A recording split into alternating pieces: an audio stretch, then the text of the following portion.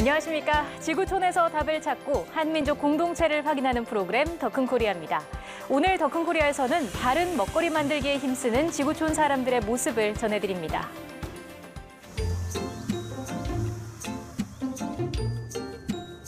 새끼 돼지가 카메라에 관심을 보입니다.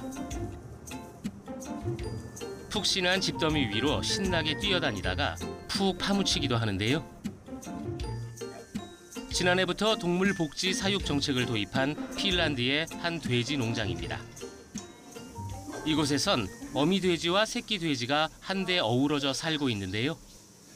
언젠가 엄마 돼지가 될 필리도 이곳에서 다른 아기 돼지들과 시간을 보냅니다.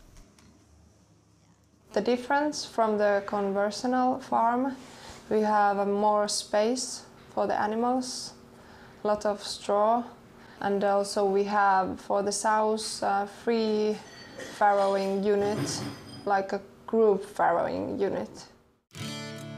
올리깔라 농장이 처음부터 이랬던 건 아닙니다.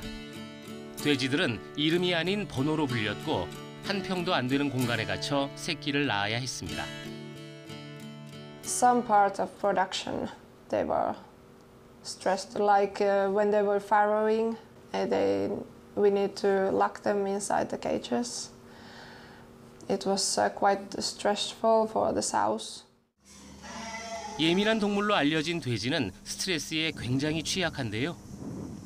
오래 갇혀 지내다 보면 서로 꼬리를 깨무는 등 이상 행동을 보이기도 합니다. 이 때문에 일부 국가에선 태어난 지 3일 된 새끼 돼지의 꼬리를 자르기도 하는데요. 핀란드에선 꼬리 자르기 등 돼지에게 스트레스를 줄 만한 일이 법적 제재 대상이 됩니다. The key thing is to enabling the natural behavior for the animals. Like for the pigs, the natural behavior is what they do is searching food from the ground. And for us, we are enabling that with having a lot of straw inside the pens and with the pigs. 이런 핀란드의 동물 복지 정책은 동물과 인간 그리고 환경을 하나의 생태계로 보는 데서 시작합니다. 가축이 깨끗한 환경에서 자라야 오염도 줄고 소비자인 사람도 건강해진다는 것이죠. 열악한 환경에서 길러지는 가축은 질병에 쉽게 노출되고 따라서 항생제와 같은 동물약품의 사용량이 증가하게 되는데 이것은 축산물을 통해서 인간에게 그대로 전해지는 악순환의 고리가 생기죠. 이처럼 동물의 건강, 인간의 건강, 환경 이것이 하나로 연결되어 있는 올리깔라 농장은 직거래 장터를 열어 마을에 돼지고기를 공급하는데요. 매주 열리는 이 장터는 큰 인기입니다. Well, the reason we buy meat here is because we know what the animals are, how they are kept. They are free animals, and we know how they are fed. When we consume meat, that meat is not something that comes on a plastic wrap on a supermarket, but it's actually something that is coming from the living animals. If we consume animal products, if we enjoy meat, then we also need to understand that it's growing living animals and we need to treat those accordingly. 돼지가 건강해야 사람도 건강할 수 있다고 믿는 핀란드 사람들. 최근 잇따른 식재료 파동으로 불안에 떨고 있는 우리에게 큰 교훈을 줍니다.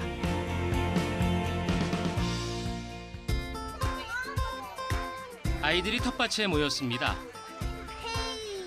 알알이 맺힌 완두콩을 조심조심 수확합니다. 제 얼굴보다 큰 호박을 딸 때는 선생님의 도움이 필요합니다. 잡초를 솎아내는 일도 여간 어려운 게 아닙니다. I think the hardest thing about gardening is telling weeds from different plants. Because once I accidentally picked a potato plant instead of a weed. 채소를 수확했으니 이번엔 맛볼 차례입니다. 고사리 같은 손으로 재료를 손질하는 아이들의 표정이 제법 진지한데요. 아이들은 이런 과정을 통해 이 계절에 제일 영양가 많고 맛있는 채소가 무엇인지를 자연스럽게 알게 됩니다. 아이들에게 건강한 먹거리를 알려주기 위해 호주의 한 초등학교가 마련한 텃밭 체험입니다. The reactions on their faces surprise me. You know, the foods that they've not tasted before, they've never heard of. And it's really lovely to see them have the opportunity to try different things and to work as a team. And 채소 쓰레기는 달개의 간식이 됩니다. 아이들은 자연의 선순환 과정도 자연스레 터득하게 됩니다. Harvesting all the vegetables and getting to know how to work in a garden. 체험으로 배우는 올바른 식습관. 평생의 건강을 책임질 밑거름이 되고 있습니다. 우리 동포와 다문화 소식을 전해드리는 원코리아입니다. 재외동포 학생들을 위한 역사교육 보조교재가 개발됐습니다. 재외동포재단과 독립기념관은 동포 학생들의 정체성 함양을 위해 독립운동사를 비롯한 우리 역사를 알 수 있는 보조교재 5종을 처음 개발했습니다. 올해 개발된 교재들은 미국에 있는 한글학교 학생들을 위한 것으로 안창호 선생을 비롯한 독립운동가와 이순신 장군, 독도와 대한민국 상징물에 대해 배울 수 있습니다. 재외동포재단은 올해 미국 지역 한글학교 100곳을 선정해 교재를 보급하고 내년에는 보급 대상을 확대할 예정입니다. 최고의 과학 인재가 모이는 대전 카이스트. 이곳에서는 매년 석박사 과정 연구원에게 상을 주는데요. 놀랍게도 올해 최우수상은 브라질에서 온 과학도가 받았습니다. 화제의 주인공 셀소 씨를 건국대 YTN 글로벌 산학협력팀이 만나봤습니다. 대학 잔디밭에 전투기처럼 생긴 드론이 뜹니다. 수직 상승한 드론이 수평 이동을 하는데 흔들림이 거의 없습니다. 드론을 만든 사람은 브라질에서 온 카이스트 대학원생 셀소 모라이스 씨. 셀소 씨는 비행 방향이 바뀔 때 동체가 기울어지지 않는 드론을 개발하고 있습니다. So because it can fly for a very long time, but also in small spaces, like if there is any situation like an earthquake or any like disaster situation like that, it can go into the small spaces, you know, like as fine. 셀소 씨는 5년 전 학부생 때 교환학생으로 한국에 왔습니다. 카이스트의 외국인 우수인재 영입 정책에 따라 장학생으로 다시 한국과 인연을 맺었습니다. 셀소 씨는 배터리 충전 효율을 높이는 연구로 지난 3월 박사과정 선배들을 제치고 카이스트 최우수 연구상을 받았습니다. 셀소의 연구 성과는 국제학술지에 채택되기도 했습니다. 특정 센서가 이제 다른 센서들한테 에너지를 주는 이제 거래하는 거였는데 그 에너지 거래 개념이 셀소 학생이 제가 알기로 하면 처음 이제 그 생각을 해가지고 공부만 잘하는 게 아닙니다. 학교 동아리에서는 유명 사진 모델이기도 합니다. I made a lot of friends and it was really amazing. This was the best time, of my time here in KAIST. 열심히 사는 한국인의 열정이 좋아 계속 한국에서 연구하고 싶다는 셀소 씨. GDP 대비 연구개발 예산이 세계 1위인 한국이 놓치고 있는 점도 있다고 하네요. With my friends in here, they are a little bit scared to innovate. Like they usually just want to get a job and just stay there like for the rest of their lives, like a job that is secure, that they know that they will not be fired from it. And like that's not good because they don't have like that, that gain, like they don't want to create something new. As the ceiling flew away, when we called out for another taste, and so it was later, as the minute told us that had her face at first just ghostly, turn whiter.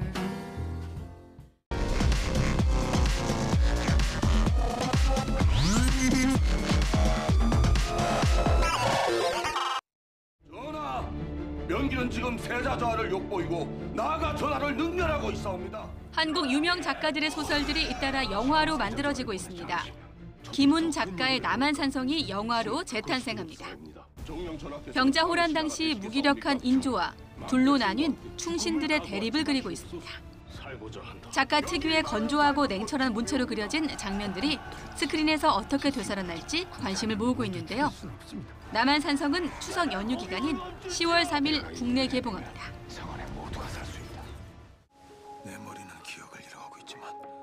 최근 국내 극장가를 달구고 있는 살인자의 기억법도 김영하 작가의 동명소설이 원작인데요.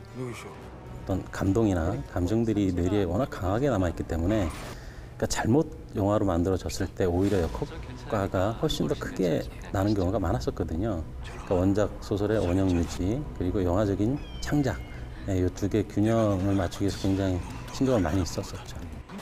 알츠하이머에 걸려 기억을 잃어가는 은퇴한 연쇄 살인마 병수. 살인의 본능을 깨우는 태주와 마주친 뒤 망상과 현실 사이에서 딸 은희를 지키기 위한 외로운 싸움을 시작한다는 내용입니다. 주제의식도 있고 단단하게 만들어진 영화라고 생각합니다. 현장에서 주는 그런 장점도 놓치지 않은 영화로 재창조된 영화라고. 살인자의 기억법은 개봉 첫 주말 관객 동원 100만 명을 돌파하며 흥행 가도를 달리고 있습니다. 네 기억은 믿지 마라.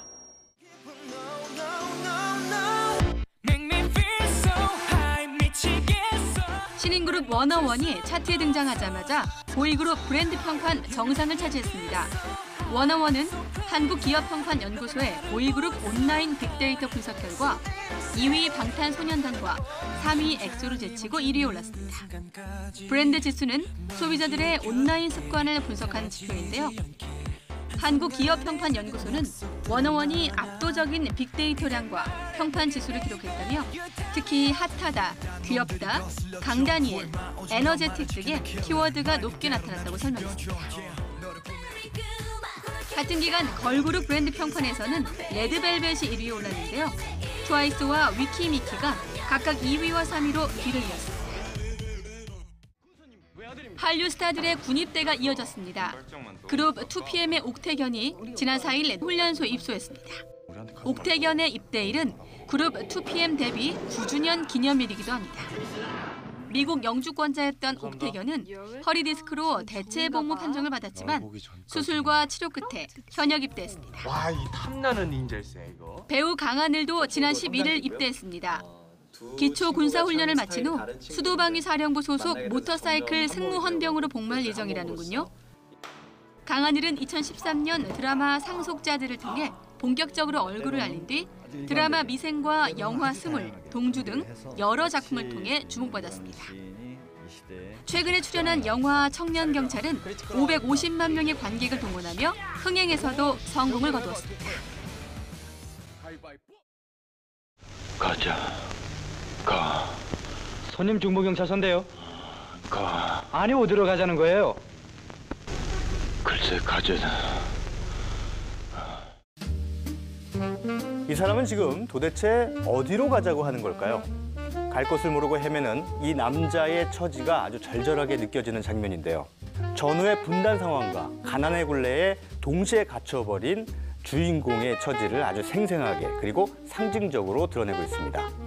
더 큰 코리아가 새롭게 마련한 한국 영화 걸작선. 오늘 두 번째로 소개해드릴 영화는 한국 리얼리즘 영화계의 대표작으로 손꼽히는 작품입니다.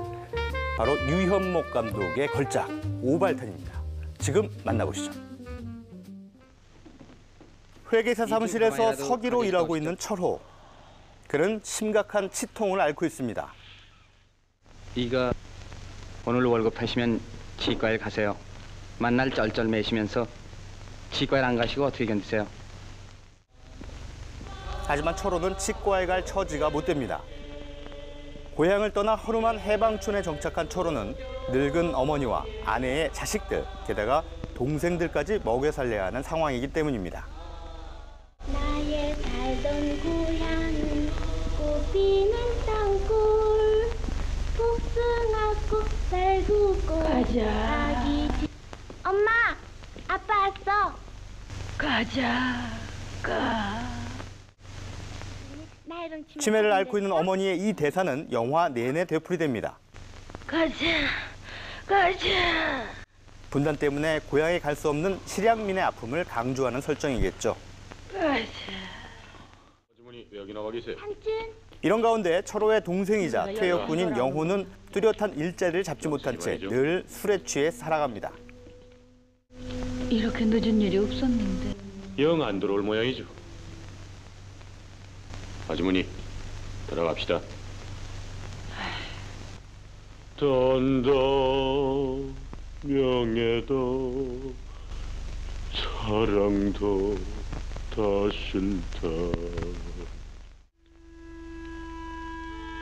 여동생 명숙은 실연을 당한 뒤 역시 갈피를 잡지 못하고 있습니다. 철호가 통금에 걸려 경찰서 신세를 진 명숙을 찾아 나오는 장면. 동생에게 다그치는 소리 한마디 없이 둘은 멀찌감치 떨어져 그저 말없이 걷습니다.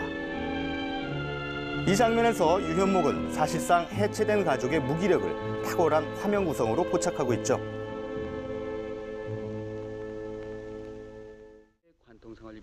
한편 영호는 어쩌다가 영화배우 제안을 받게 되는데요.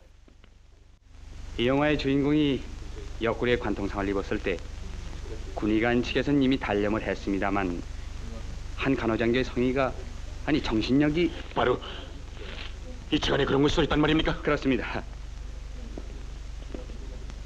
실례입니다만 벗어서 상처를 좀 보여주실까요? 이리 오세요. 내용을 뜯어 고치시오. 눈깔도 코도 다리도 없는 놈으로 고치란 말이오. 그러면 장사가 더 잘 될 게 아니오? 결국 당신네들이 피한 건 내가 아니고 내 옆구리에 썩은 상처란 말이죠. 그걸 나를 팔라는 거요?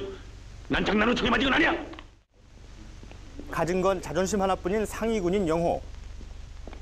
전장에서 입은 상처를 영화에 활용하겠다는 감독의 말에 불현듯 화를 냅니다. 실업자 신세를 면치 못하던 영호는 결국 극단적인 선택을 하기로 결심하죠. 다들 그리로 몰고 와. 내일을 위해서 밤새껏 마시자. 내일은 우리들 생애의 최고의 날이 될 거야.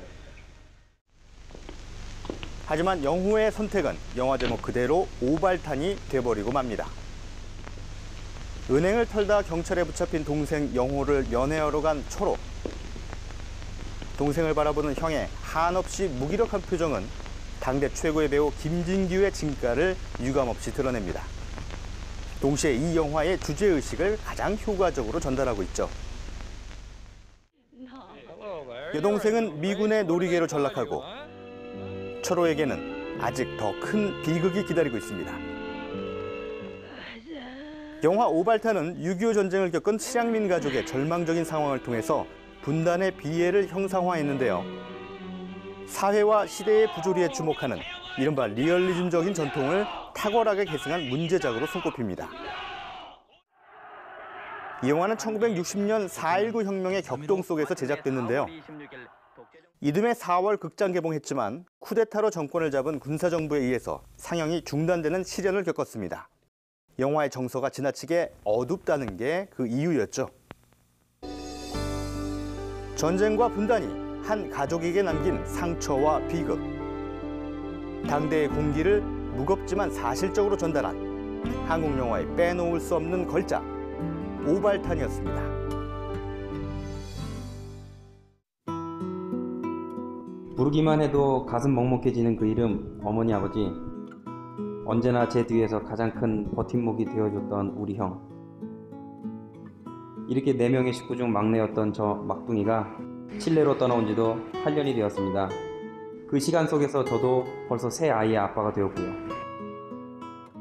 지금은 한겨울인 이곳에 처음 올 때까지만 해도 언제든 쉽게 찾아뵐 수 있으리라 생각했었지만 여태껏 손자놈들 셋을 품에 못 안겨드린 게 너무나 마음이 아프더라고요. 엄마 아빠, 스페인어를 쓰는 이곳 칠레에서는 사랑합니다, 사랑해요라는 뜻의 떼끼로 무초를 참 자연스럽게 많이 써요. 저희 아이들도 저한테 늘 말하거든요. 떼끼로 무초 아빠 하면서요. 저 역시도 떼끼로 무초 라고 답해주고요.